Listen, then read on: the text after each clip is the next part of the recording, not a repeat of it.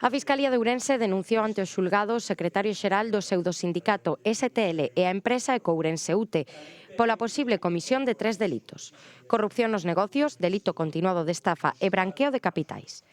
Detrás deste asunto está a contratación de traballadores a cambio de mordidas para o sindicato e unha entidade colaboradora co beneplácito e permisividade da empresa. Consideramos que o modus operandi que se fixo en Ourense era idéntico, era absolutamente clonado ao que se fixo en Coruña e non tiña moito sentido que en Coruña se apreciase un delito grave, varios delitos graves, e en Ourense non se fixera.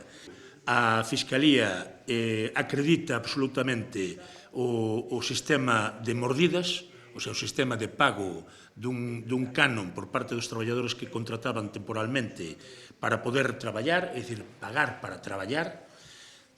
Acredita que entre decembro do 2018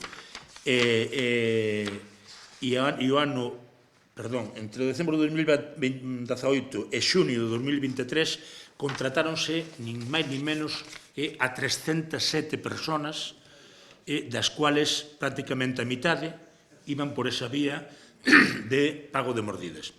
Hai que dicir aquí que durante moito tempo a contratación temporal en Ecourense facíase como se eu sempre imaginei a famosa mesa redonda dos capos da mafia da película dos Intocables, non? É dicir, repartíanse así, a mitad eu e a mitad eu.